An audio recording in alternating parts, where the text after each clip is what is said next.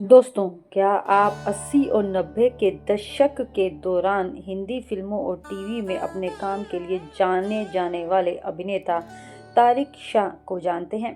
तारिक शाह केवल अभिनेता ही नहीं बल्कि निर्देशक भी रहे। बाहर आने तक, मुंबई सेंट्रल, एहसास और गुमनाम जैसी फिल्मों में अभिनय किया।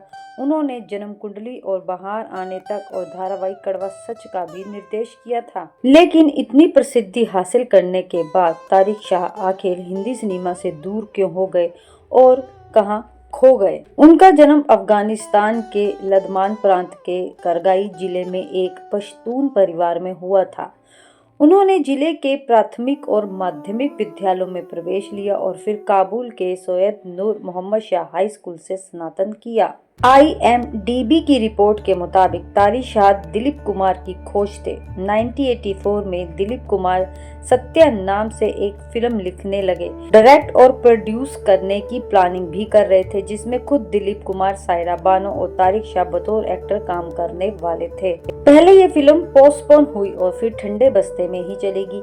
इसी रिपोर्ट के मुताबिक तारिक ने मोहम्मद जिंदा रहती है जो 1981, अव्वल नंबरी जो 1982 और करवट जो 1988 जैसी फिल्मों में काम किया था, जो कभी रिलीज ही नहीं हो सकी। आपको ये भी बता दें कि हिंदी सिनेमा में तारिक शाह का योगदान तो अहम रहा, लेकिन न जाने वो कहीं खो गए, कहीं गुम हो गए, या स्पष्ट तौर पे कहें हिंदी सिनेमा से वो गायब ही हो गए और न ही कभी सोशल मीडिया पर वो एक्टिव दिखे।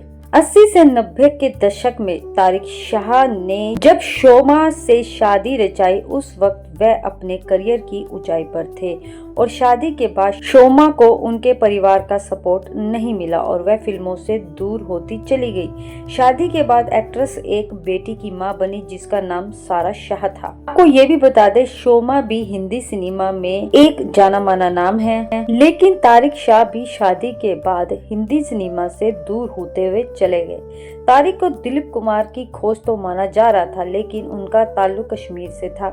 वे दिलीप कुमार के बहुत बड़े प्रशंसक थे और उनके बहुत करीब थे। तारिक दिलीप कुमार के साथ फिल्म समारोह में भी जाया करते थे। बतौर हीरो उन्हें पहचान तो मिली, शायद वो मुकाम हासिल ना कर सके वो जिसकी उन्हें उम्मीद थी।